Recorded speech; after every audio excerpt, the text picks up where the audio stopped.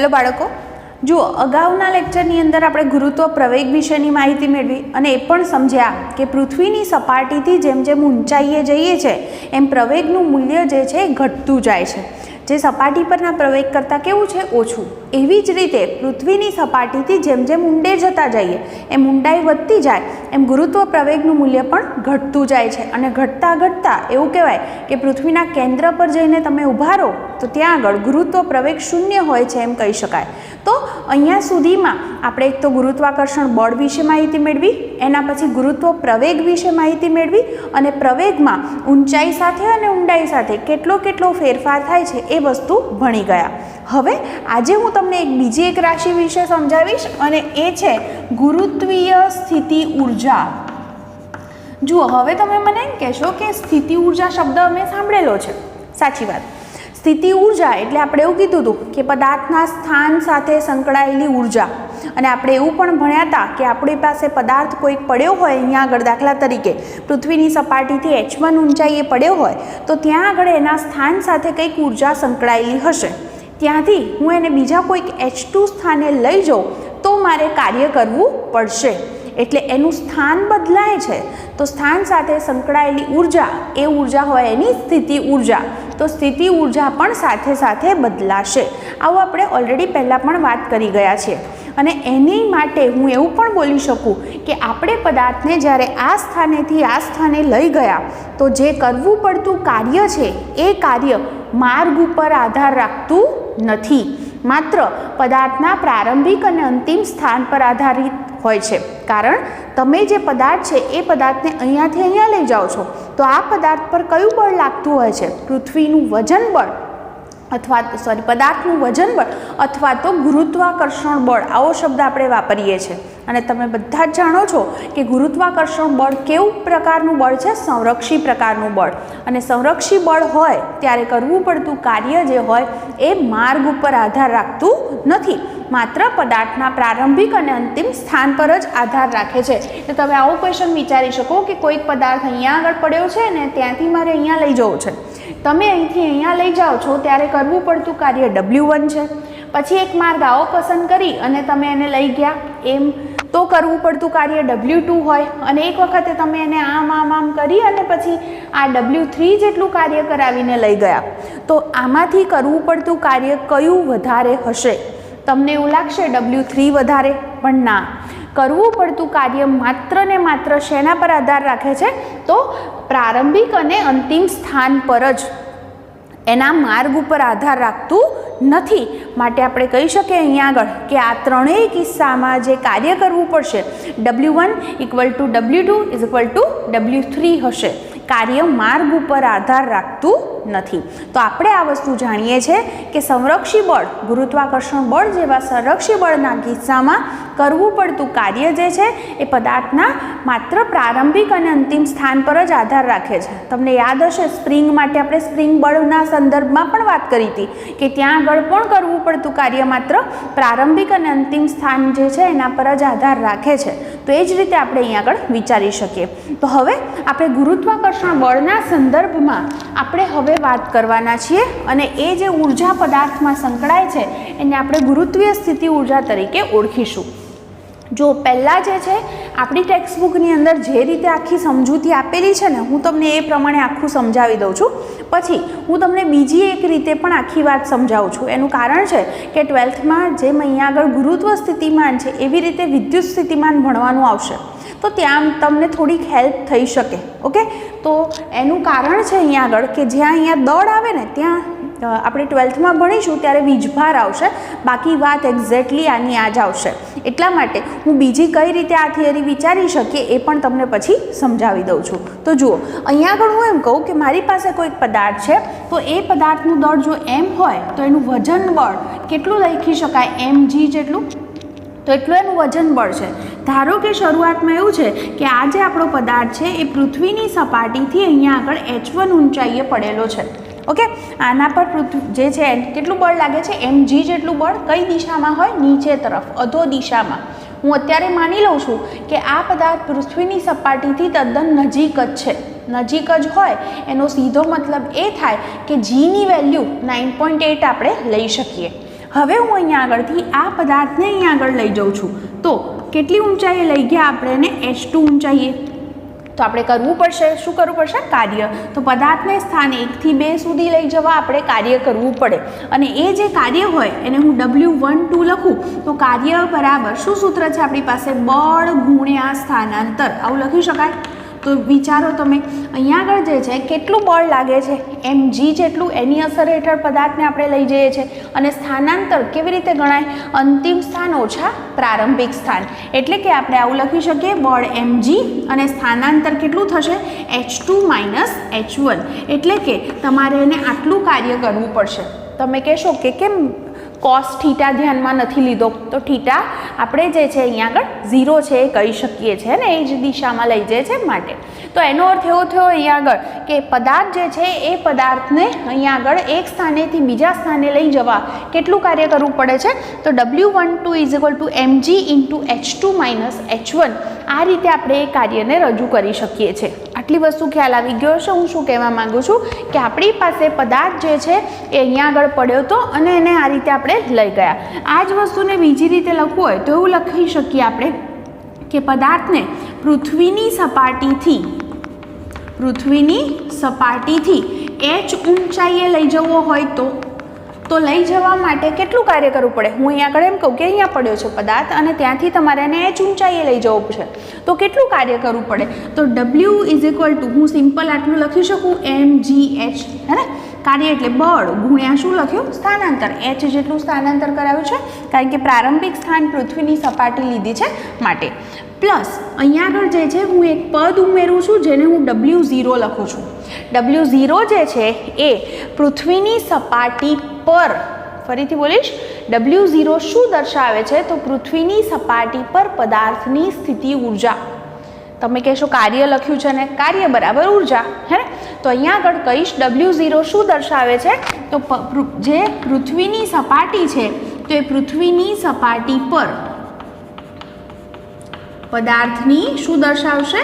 સ્થિતિ ઉર્જા. ઓકે, તો મારી પાસે કાર્ય જે છે એ કાર્યનું સમીકરણ આ રીતે મળી શક્યું. ઓકે, તો પદાર્થ છે એને પૃથ્વીની સપાટીથી h ઊંચાઈએ જો તમારે લઈ જવું છે તો કેટલું કાર્ય કરવું પડશે એ કાર્યને તમે આ રીતે લખી શકો છો. હવે તમે અહીંયા આગળ એક વસ્તુ જોઈ કે અહીંયા આગળ આ જે કાર્ય છે W12 એને હું આવું પણ લખી શકું ને, mgh2 - mgh1. mgh2 નો મતલબ શું થાય? કયા સ્થાને? જે h2 સ્થાન હતું ત્યાં આગળ જે કાર્ય હતું એ માઇનસ h1 સ્થાને જે કાર્ય હતું એનો એ તફાવત દર્શાવે છે એવું પણ કહી શકાય. એટલે કે આ સમીકરણ જુઓ અને આ સમીકરણ જુઓ, બંનેમાં શું સમાનતા છે? એવું કહેવાય ને કે આ સમીકરણમાં W0 વાળું જે પદ છે એ કેન્સલ થઈ જાય છે.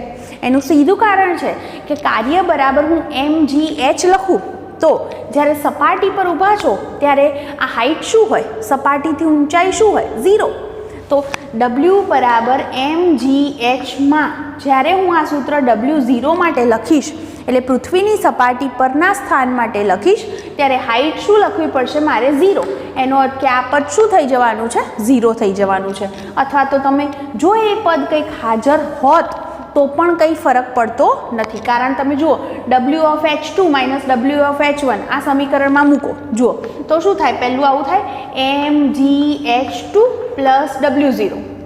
WFH2 નો આ જવાબ આવ્યો માઇનસ WH1, એટલે આમાં h ની જગ્યાએ h1 મૂકો તો mgh1 અને પ્લસ ઓર માઇનસ થશે તો આ પદ આમ પણ કેન્સલ થઈ જવાય છે. એટલા માટે પાછું આનું આ જવાબ આપણને મળે છે. એટલે કે એવું વસ્તુ બતાવે છે અહીંયા આગળ કે આ જે પદ આપણે ઉમેરેલું છે એટલે કે પૃથ્વીની સપાટી પર જે સ્થિતિ ઉર્જા આપણે અથવા તો કાર્ય ઉમેરેલું છે એનાથી આપણા જવાબને કોઈ જ અસર થવાની નથી. ઓકે, તો હું ફરીથી એક વખત આટલું કહું મેં તમને શું સમજાવ્યું. આપણે સ્થિતિ ઉર્જા શબ્દ જાણતા હતા કે સ્થિતિ ઉર્જા એટલે પદાર્થના સ્થાન સાથે સંકળાયેલી ઉર્જા. પદાર્થ એક સ્થાને છે ત્યાંથી બીજા સ્થાને લઈ જાઓ છો તો કાર્ય કરવું પડશે અને એ જે કાર્ય કરીએ એટલી એમાં ઉર્જા સંગ્રહ થાય છે જેને આપણે સ્થિતિ ઉર્જા તરીકે ઓલરેડી ઓળખીએ છીએ. આ આપણે જાણીએ છીએ. મેં એવું કીધું અહીંયા કે આપણે પદાર્થને ગુરુત્વાકર્ષણ બળની અસર હેઠળ આપણે એક સ્થાનેથી બીજા સ્થાને લઈ ગયા તો કેટલું કાર્ય કરવું પડે? તો બળ ગુણ્યા સ્થાનાંતર, હે ને? એટલે કે આ કાર્ય છે એ પદાર્થના પ્રારંભિક અને અંતિમ સ્થાન પર જ આધાર રાખે છે, માર્ગ ઉપર નહીં. માટે આવું જે બળ છે આપણે સંરક્ષી બળ તરીકે ઓળખીએ છીએ. આ જ વસ્તુને એટલે પદાર્થને હું અહીંયા h1 થી h2 ઊંચાઈએ લઈ જાઉં છું ત્યારે હું આ સૂત્ર લખું છું. આ જ વસ્તુને બીજી રીતે કીધી કે જો પદાર્થ h1 ની બદલે સપાટી પર પડ્યો હોય અને ત્યાંથી h ઊંચાઈએ લઈ જવો હોય તો કેટલું કાર્ય કરવું પડે? તો શું સૂત્ર લખાય? mgh પ્લસ કયું પદ ઉમેર્યું? w0. w0 એ સપાટી પર પદાર્થની શું દર્શાવે છે? સ્થિતિ ઊર્જા. પણ આ પદ હોવાથી આપણો જવાબ બદલાતો નથી, કારણ આપણું w12 આ જે સૂત્ર છે એ શું દર્શાવે છે? h2 સ્થાને જે ઉર્જા છે એનો અને h1 સ્થાને જે ઉર્જા છે એનો એક તફાવત દર્શાવે છે. એટલે મેં આ સૂત્રમાં h ની જગ્યાએ પહેલાં h2 મૂક્યા, પછી h ની જગ્યાએ h1 મૂક્યા અને તફાવત લીધો તો આપણા જવાબમાં કોઈ જ ફેર પડતો નથી, હે ને? એટલે કે આપણે આ જે સમીકરણ છે અને આ રીતે જ લખી શકીએ છીએ. ઓકે, હવે ફરી પાછા આપણા ક્વેશ્ચનમાં કંઈક આવું વિચારીએ. જુઓ, હવે હું અહીંયા આગળ જ્યારે વાત કરું છું કે આપણો જે પદાર્થ છે એ પદાર્થ પર પૃથ્વીનું ગુરુત્વાકર્ષણ બળ લાગે છે, તો આ જ વસ્તુને હું બીજી રીતે પણ લખવા માંગુ છું.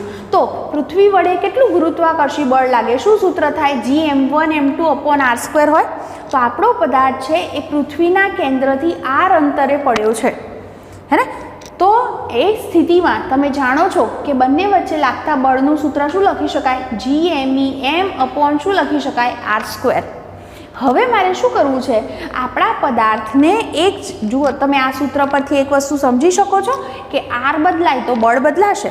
એનો મતલબ કે આ બળ ચલ બળ છે અને ચલ બળના કિસ્સામાં પદાર્થને એક સ્થાનેથી બીજા સ્થાને લઈ જવા કરવું પડતું કાર્ય શોધવું હોય ત્યારે આપણે શું કરવું પડે? સમગ્ર માર્ગને નાના નાના ગાળામાં વિભાજિત કરવું પડે, દરેક માટે કરવું પડતું કાર્ય શોધવું પડે અને પછી એનો સરવાળો કરવો પડે તો કુલ કાર્ય શોધી શકાય. 6th ચેપ્ટરમાં ઓલરેડી આ બધી વાત આપણે કરી ગયા છે. તો હું એમ કહું કે મારે પદાર્થને કોઈક r1 સ્થાનેથી r2 સ્થાને લઈ જવો છે તો કેટલું કાર્ય કરવું પડશે? હું શું સૂત્ર લખી શકું? w બરાબર સંકલન, યાદ છે, f dr અને લિમિટ શું મુકાય? r1 થી r2. ઓકે, ચલો હું અહીંયા આગળ જો કિંમત લખું તો r1 જે છે એની કિંમત r1 જ રાખું છું અને f જે છે એની કિંમત છે Gmem/r² dr. તમે જાણો છો એની અંદર Gmem અચળ છે એટલે મારે માત્ર કોનું સંકલન કરવું પડે? 1/r²નું. તો ઘાત ઉપર લઈ જાઓ એટલે r ની કેવી ઘાત થઈ જશે? -2. ઓકે, હવે સંકલનનો નિયમ શું કહે છે? ઘાતમાં 1નો વધારો કરો અને છેદમાં એ જ ઘાત મૂકી દો એટલે -2 + 1 અને છેદમાં પણ -2 + 1. તો જુઓ લિમિટ શું છે? r1 થી r2. સાદુરૂપ જુઓ તો r ની કેવી ઘાત થઈ ગઈ? અહીંયા -2 + 1 એટલે r ની -1 ઘાત. r ની -1 ઘાત ન લખવી હોય તો હું એને 1/r લખી શકું છું અને -2 + 1 એટલે કેટલા થાય? -1. એનો અર્થ એવો થયો કે આ જે છે એનો જવાબ શું આવ્યો? -Gmem અને આનો જવાબ શું થાય? -1/r. સમજી શકો છો? -2 + 1 એટલે શું થયો? સરવાળો -1 એટલે મેં આ -1 લખ્યા. ઓકે, અને r ની કેવી ઘાત થઈ? -1 એટલે છેદમાં લખો તો ઘાત પ્લસ લખી શકાય એટલે મેં એને 1/r લખ્યા છે. લિમિટ શું? r1 થી r2. પહેલાં આપણે હંમેશા અપર લિમિટ મૂકીએ છીએ એટલે r ની જગ્યાએ પહેલાં r2 મૂકવાના, પછી માઇનસ લોઅર લિમિટ મૂકો એટલે માઇનસ માઇનસ કેવા થઈ જશે? પ્લસ થઈ જશે. તો આપણી પાસે જે સમીકરણ આવ્યું એ સમીકરણ કંઈક આવું મળ્યું: Gmem × -1/r2 + 1/r1. અથવા તો તમે આવું પણ લખી શક્યા હોત 1/r1 - 1/r2. આ જે છે પદાર્થને r1 થી r2 સ્થાને લઈ જવા માટે કરવું પડતું કાર્ય દર્શાવે છે. અને જવાબની અંદર જોઈ શકો છો તમે કે જે કાર્ય આપણને મળ્યું છે એ માત્ર પદાર્થના પ્રારંભિક અને અંતિમ સ્થાન પર જ આધાર રાખે છે, હે ને? માર્ગ ઉપર નહીં. તો આ રીતે જે છે આપણે આ કાર્યને વ્યાખ્યાયિત કરી શકીએ છીએ. તો આ જ સૂત્રને હું ફરીથી લખવા માંગુ છું. તો એ જે જવાબ છે મારો એ કંઈક આવી રીતે પણ લખી શકાય. આપણે નોર્મલી જ્યારે આપણો જવાબ લખીએ છીએ ત્યારે કેવી રીતે લખીએ છીએ? અંતિમ ઓછા પ્રારંભિક. એટલે મારે R2 વાળું પદ પહેલાં લખવું હોય તો માઇનસ કોમન લખવા પડે. તો શું સૂત્ર થાય? -GMEM × 1/R2 - 1/R1. તો આ જે કાર્ય છે એને હું અહીંયા આગળ ફરીથી લખું છું, આ રીતે દર્શાવું છું. જુઓ, એ જે કાર્ય છે એ કાર્યને આપણે આવું લખીશું, W = જવાબ જે મળ્યો છે -GMEM, અને આ જે પદ છે એને હું માત્ર R વડે દર્શાવું છું. જોઈ શકો છો 1/R છે. સપોઝ એક પદ 0 લઈ લઈએ, હે ને, તો R1 ધારો કે R1 બરાબર ઇન્ફિનિટિવ લઈએ તો 1/∞0. તો તમારો જવાબ શું આવે? -GMEM/R2 આવે ને. R2 ને હું R વડે દર્શાવું છું. તો -GMEM/R પ્લસ હું અહીંયા આગળ W1 જે છે એ પદ ઉમેરું છું, જ્યાં W1 જે છે એ અનંત અંતરે, W1 શું દર્શાવે છે? અનંત અંતરે પદાર્થની સ્થિતિ ઉર્જા દર્શાવે છે. જે હું તમને પહેલેથી કહી દઉં કે 0 થાય એનું કારણ જુઓ કે આ આપણું જે સૂત્ર છે એની અંદર R બરાબર ઇન્ફિનિટિવ વિચારો. કાર્યના સૂત્રમાં -GMEM/R માં R બરાબર તમે ઇન્ફિનિટિવ મૂકો. 1/∞ કેટલા થાય? 0. એનો અર્થ કે આ પદ શું થાય છે? 0. એટલે કે આપણે જે છે અનંત અંતરે પદાર્થની સ્થિતિ ઉર્જા 0 આપણે યાદચ્છિક રીતે આવી રીતે લીધેલી છે. ઓકે, તો આ રીતે આપણે જે છે, હવે જો આને હું 0 જ લઈ લઉં તો એનો અર્થ એવો થાય કે પદાર્થ જે છે એ પદાર્થની R સ્થાને સ્થિતિ ઉર્જા કાર્ય બરાબર ઉર્જા લખી શકાય, જેને આપણે ગુરુત્વીય સ્થિતિ ઉર્જા તરીકે ઓળખીશું. અને એ સ્થિતિ ઉર્જાને હું V વડે દર્શાવીશ. તો હવેથી તમે દર વખતે મગજમાં રાખજો કે સ્થિતિ ઉર્જાનું સૂત્ર શું? તો શું લખશો? -GMEM/R. અને આના પરથી જોઈ શકો છો હંમેશા સ્થિતિ ઉર્જા તંત્રની હોય. બે પદાર્થ તો જોઈએ જ, એક પૃથ્વી છે અને એક m દળનો પદાર્થ છે. આમાંથી એક પદાર્થ ધારો કે m બરાબર 0 હોય તો સ્થિતિ ઉર્જા શું થઈ જાય? 0. એટલે હંમેશા સ્થિતિ ઉર્જા કોની હોય? તો તંત્રની. ઓકે, બે પદાર્થ તો જોઈએ જ. તમે મને એમ કહો કે 2ની બદલે 4 પદાર્થ આપ્યા હોય તો 4નું જે તંત્ર બને એની કુલ સ્થિતિ ઉર્જા કઈ રીતે શોધાય? જો હું તમને શીખવાડું આ રીતે, પહેલાં 3ની શીખવાડું પછી 4 માટે કહું. આનું નામ 1, 2 અને 3 આપી દો. તો એવું કહેવાય કે 1 અને 2 પદાર્થનું એક તંત્ર બન્યું. તો આ બંનેના તંત્રની સ્થિતિ ઉર્જા ગણવાની. શું સૂત્ર લખાય? -GM1M2 / બંને વચ્ચેનું અંતર લખવાનું. ઓકે, પછી તમારે 1ને જ પકડવાનો. કોની સાથે? 3 સાથે. તો 1 અને 3નું તંત્ર બનાવો. તો શું થાય સૂત્ર? -GM1M3 / બંને વચ્ચેનું અંતર. ઓકે, પછી હવે જુઓ 2નો વારો લો. તો 2ને કોની સાથે સાંકળી શકાય? 1 સાથે.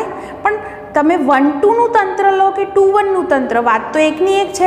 એટલે આપણે ઓલરેડી 1-2 તંત્ર લઈ ચૂક્યા છીએ, એટલે ફરીથી એને લેવાની જરૂર નથી. તો હવે કયું તંત્ર બનશે? 2 અને 3નું તંત્ર.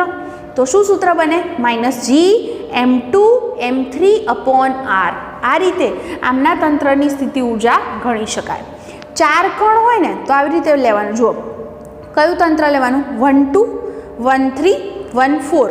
ઓકે, 1ને બધા સાથે રિલેટ કરી દીધો. ઓકે, પછી 2-3 અને 2-4. કેમ ઊંધું નથી લેતા? રિપીટ થાય છે માટે. પછી હવે કયું તંત્ર બને? 3 અને 4. ઓકે, તો સ્થિતિ ઉર્જા ગણતી વખતે -GM1M2/R, પછી 1 અને 3 હોય તો -GM1M3/R. R13 બોલી શકો તમે એમની વચ્ચેનું અંતર.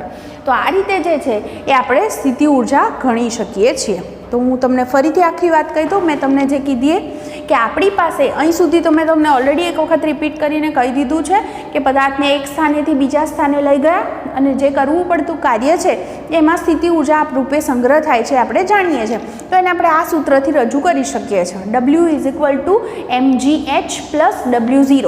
જ્યાં W0 જે છે એ પદ શું દર્શાવે છે? પૃથ્વીની સપાટી પર જે પદાર્થ છે એ પદાર્થની જે છે એ સ્થિતિ ઉર્જા દર્શાવે છે, જે ઓલરેડી આપણે 0 લઈ શકીએ જ્યારે હાઇટ 0 છે માટે. તો આપણે એ સૂત્ર એ રીતે લખેલું છે. ઓકે, પણ જ્યારે આપણે એવી વાત કરીએ છીએ કે પૃથ્વી છે અને આપણો પદાર્થ છે, તો એ પદાર્થ પૃથ્વી છે એની કેન્દ્રથી આર અંતરે પડ્યો હોય તો એના પર પૃથ્વીનું ગુરુત્વાકર્ષણ બળ લાગે છે. એ બળની અસર હેઠળ પદાર્થને એક સ્થાનેથી બીજા સ્થાને લઈ જવું હોય તો કરવું પડતું કાર્ય ગણવું છે. તો એના માટે આપણે આ સૂત્ર લઈ શકીએ. અહીંયા આગળ જ્યારે સૂત્ર લખો છો ત્યારે શું ધ્યાન રાખશો અહીંયા આગળ કે આ બળ ચલ બળ છે. આર બદલાય તો એફ બદલાય છે, તો ચલ બળ છે માટે કરવું પડતું કાર્યનું સૂત્ર આ લખી શકાય, સંકલન R1 થી R2 FDR. પછી મેં માત્ર એનું સંકલન કરી દીધું અને જવાબ લઈ લીધો છે. તો આ રીતે હવે આપણે એક કોમન સૂત્ર લખી શક્યા કે કોઈ પદાર્થ છે તો એ પદાર્થ માટે સ્થિતિ જે કાર્ય છે એ સ્થિતિ ઉર્જા રૂપે સંગ્રહ થાય છે, તો એને પદાર્થની ગુરુત્વીય સ્થિતિ ઉર્જા કહેવાય. તો કોના તંત્રની સ્થિતિ ઉર્જાનું સૂત્ર લખ્યું? એક આપણી પૃથ્વી છે અને બીજો m દળનો પદાર્થ છે. તો બંનેના તંત્રની સ્થિતિ ઉર્જા કયા સૂત્રથી આપી શકાય? V = -GMEM/R. આ રીતે લખી શકાય છે. ઓકે, બીજી વસ્તુ મેં તમને કીધું એટલે ટેક્સ્ટબુકમાં આપણને આ રીતે આપ્યું છે, તો આ રીતે એને ધ્યાનમાં રાખજો. હું તમને થોડુંક આ રીતે કહું. દાખલા તરીકે જુઓ, આપણી આ પૃથ્વી છે જેનું બધું દળ હું કેન્દ્ર પર કેન્દ્રિત છે એમ લઉં છું.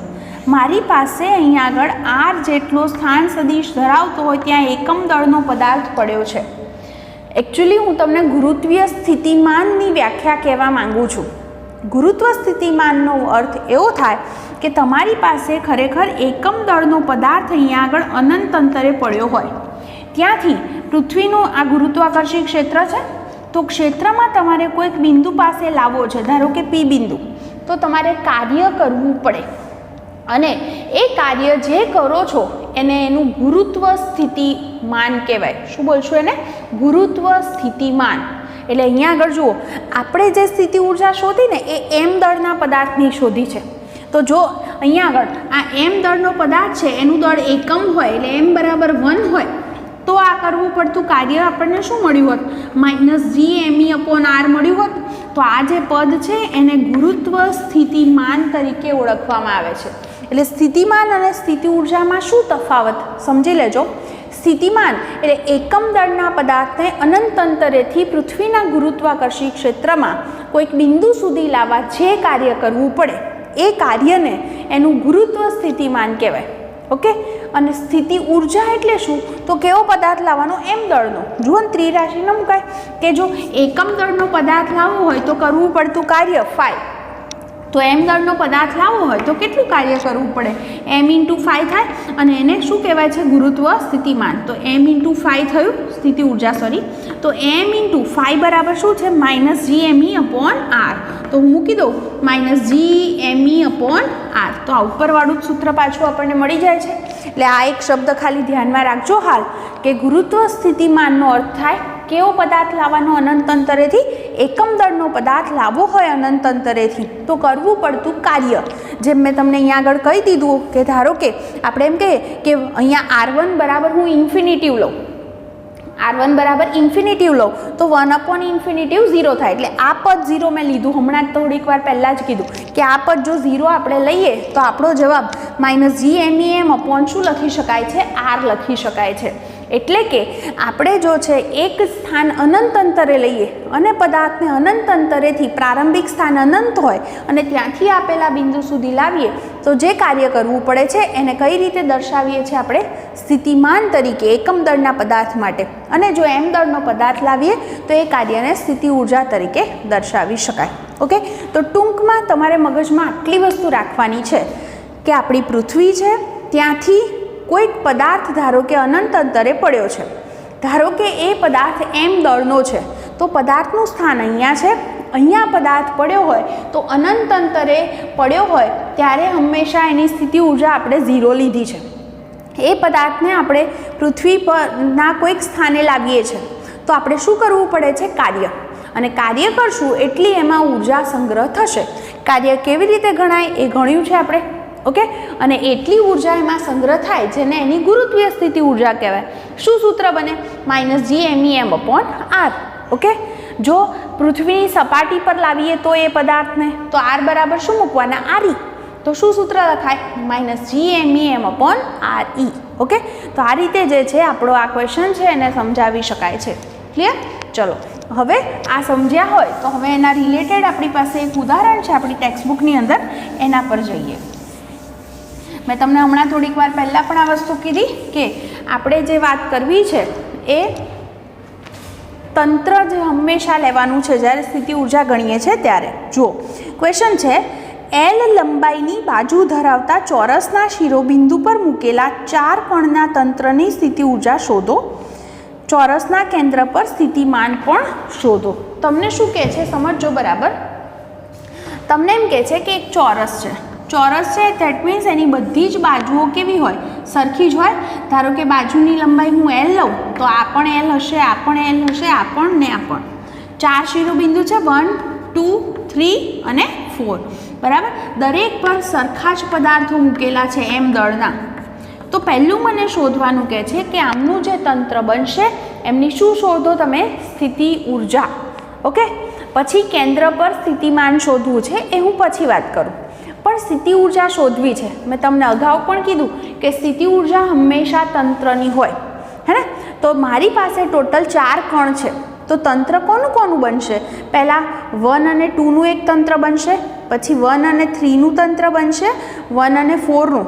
એમની સ્થિતિ ઉર્જાનો સરવાળો કરીશ, પછી 1નું કામ પૂરું થઈ ગયું, પછી 2 અને 3નું તંત્ર, 2 અને 4નું તંત્ર, પછી 3 અને 4નું તંત્ર. તો આ રીતે આપણે સ્થિતિ ઉર્જા શોધી અને એમનો શું કરતા જઈશું? સરવાળો. ત્યારે તમને કુલ સ્થિતિ ઉર્જા મળશે. તમે જ્યારે લખો છો ત્યારે અહીંયા આગળ આપણે વિચારી શકીએ, શબ્દમાં આવું લખી શકો કે ધારો કે એક એલ લંબાઈનો ચોરસ છે જેના દરેક શિરોબિંદુ પર એમ દળનો કણ રહેલો છે. હવે તેમના તંત્રની શું લખશો? તંત્રની કુલ સ્થિતિ ઉર્જા. સ્થિતિ ઉર્જા જે છે એ આપણે કયા સૂત્રથી દર્શાવે છે? V is equal to, common સૂત્ર બોલી શકો, -G m1 m2 / r. એક પદાર્થ પૃથ્વી હોય તો -G me m / r આપણે લખીએ છીએ. તો જુઓ હું ફરીથી કહું કે કોના કોના તંત્રની સ્થિતિ ઉર્જા લખશું? 1 2નું તંત્ર, પછી બોલો 1 3, પછી 1 4, પછી 2 3, 2 4 અને 3 4. યાદ આવ્યું? 1 2 1 3 1 4, પછી 2 3 2 4, ઓકે, અને 3 4 થઈ ગયા. એ બધાનો શું કરવાનો? સરવાળો. આપણું જ્યારે સૂત્ર લખશો ત્યારે પહેલાંમાં શું આવશે? -G, પછી m1 m2, એટલે પહેલા પર પદાર્થ m દળનો છે, બીજા પર પણ m દળનો છે એટલે m² થશે, અપોન બંને વચ્ચેનું અંતર. તો 1 અને 2 વચ્ચે શું અંતર છે? l. તો l લખવાનું. સમજાય છે? પછી -1 3, તો G m1 m3, m1 અને m3 તો બંને પર m દળનો પદાર્થ જ છે એટલે m² થશે, અપોન બંને વચ્ચેનું અંતર એટલે આ અંતર લેવું પડે. તો પાયથાગોરસ પ્રમાણે જાણો છો આ l હોય, આ l હોય તો આ કર્ણ છે એટલે શું થાય? √2l. તો √2l લખવાનું. ચલો પ્લસ 1 4, 1 4 એટલે આ બે માટે લખશું. શું સૂત્ર છે? -G m1 m2 અપોન બંને વચ્ચેનું અંતર. તો 1 અને 4 વચ્ચે કેટલું અંતર છે? l છે, તો l લખશું. પછી એ જ રીતે કોના માટે લખવાનું છે? 2 3 માટે. પ્લસ પણ સૂત્ર શું છે? -G m1 m2. તો 2 અને 3 આ રહ્યા જુઓ, તો બંને પર m દળનો જ કણ છે એટલે m² અપોન બંને વચ્ચેનું અંતર શું છે? l. પછી કોની માટે લખશો? 2 અને 4. 2 અને 4 લખશું ત્યારે બંને પર m દળનું કણ છે પણ અંતર શું થશે? 2 અને 4 વચ્ચે કર્ણ જેટલું એટલે √2l. એટલે શું થશે સૂત્ર? -G m² upon √2l. પછી 3 અને 4 માટે લખું ત્યારે શું થશે? -G m² અપોન શું અંતર છે? l. એટલે લખી દઉં -G m² અપોન l. જોઈને જરાક ધ્યાનથી જુઓ, તમારા બધા જ જે પદ છે એમાં -G m² અપોન l કેટલી વખત છે? 1 2 3 અને 4 વખત છે. તો એવું લખી શકાય 4 time -G m² upon l છે, આવું કહેવાય. અને આ -G m² અપોન √2l કેટલી વખત છે? 2 વખત. તો એવું લખાય કે માઇનસ કેટલી વખત છે? 2 time G m² upon √2l. Okay. જુઓ બંનેમાંથી શું કોમન નીકળે છે? એક કામ કરી શકાય, આ √2 છે, આ 2 છે, તો 2 એટલે √2 × √2, તો એક √2 કેન્સલ કરી દઉં તો શું લખાય? -4gm²/L -√2gm²/L. તો આમાં કોમન શું છે? -gm²/L કોમન છે. શું વધે? પહેલામાં 4 વધે અને બીજામાં શું વધે? માઇનસ કોમન કાઢ્યા છે એટલે પ્લસ, હે ને? તો આટલું જે છે એ શું મળી ગઈ? તંત્રની ગુરુત્વ સ્થિતિ ઉર્જા. અને ઉર્જા છે એટલે એકમ શું થઈ જશે? જૂલ. ક્લિયર? ચલો હવે કેન્દ્ર આવું તો કેન્દ્ર પર સ્થિતિમાન શોધવાનું છે. તો હું ફરીથી કહું કે સ્થિતિમાનનું સૂત્ર શું હતું? સ્થિતિમાન એટલે યાદ કરો -gm/r આવું હતું. એકમ દળનો પદાર્થ હતો, હે ને? એટલે કે એનો અર્થ એવો થાય કે આપણું જે સૂત્ર છે એમાં શું થશે? -gm/r પહેલા કણથી બીજા કણ માટે, ત્રીજા માટે અને ચોથા માટે. તો ફરીથી હું એમ કહીશ કે સ્થિતિમાન કોને લીધે મળે? તો એવું બોલવાનું જેટલા પણ કણ હોય દરેક વડે. 4 છે તો 4 વડે સ્થિતિમાન મળે. કેટલું? તો 4 ટાઈમ -gm/r. ઓકે, r એટલે તમારા કણથી O સુધીનું અંતર. તો અહીંયા જુઓ આખું અંતર જે છે એ √2L છે પાયથાગોરસ પ્રમાણે. તો આટલું અંતર શું થાય? એના કરતાં અડધું થાય. અને ચોરસનું દરેક શિરોબિંદુથી કેન્દ્ર સુધીનું અંતર સરખું જ હોય એટલે શું અંતર થઈ જશે? આ આખું √2L અને એના કરતાં અડધું એટલે √2L/2 આવું કહી શકાય. તો અહીંયા જુઓ હવે આવું લખી શકાય આકૃતિ પરથી. આ જે અંતર છે કયું? 1 થી O, 2 થી O, 3 થી O અને 4 થી O. આ બધું જે અંતર છે એ કેવું થઈ જશે? કોના કરતાં અડધું? તો √2L કરતાં અડધું. એટલે પાછા 2 એટલે √2 × √2 લખું તો આ જવાબ શું થયો? L/√2. માટે લખી દઈએ કે કેન્દ્ર પર શું લખશું? ગુરુત્વ સ્થિતિમાન કેટલું થશે? 4 કણ છે એટલે 4 જેટલું મળશે. 4 ટાઈમ માઇનસ શું થાય સૂત્ર? gm/r. જ્યાં r શું મૂકવાના છે મારે? જુઓ L/√2. તો √2 ઉપર જશે એટલે શું થશે? -4√2gm/L. આ આપણો જવાબ થાય. √2 ઉપર લઈ ગયા, હે ને? તો આટલું જે છે એ સ્થિતિમાન મળશે. અને સ્થિતિમાનનો એકમ કેવો હોય ને? તો જૂલ/કિલોગ્રામ થાય. કેમ? વ્યાખ્યા શું કીધી હતી? એકમ દળના પદાર્થને અનંત અંતરેથી લાવવા કરવું પડતું કાર્ય. એટલે કાર્ય ભાગ્યા દળ આવું થયું. છેદને એકમ કહીને વ્યાખ્યા બનાવી. એકમ દળના પદાર્થને અનંત અંતરેથી લાવવા કરવું પડતું કાર્ય એટલે સ્થિતિમાન. એટલે એનો એકમ શું થઈ ગયો? જૂલ/કિલોગ્રામ. ઓકે, આ રીતે તમે સ્થિતિમાનનો એકમ પણ વિચારી શકો છો. તો જરૂર પડે એક વખત ફરીથી જોઈ લેજો આ ઉદાહરણ, તમને ખ્યાલ આવી જશે. સિમ્પલ છે. ઓકે, પ્રેક્ટિસ કરી લેજો બીજી વાર નેક્સ્ટ લેક્ચરમાં.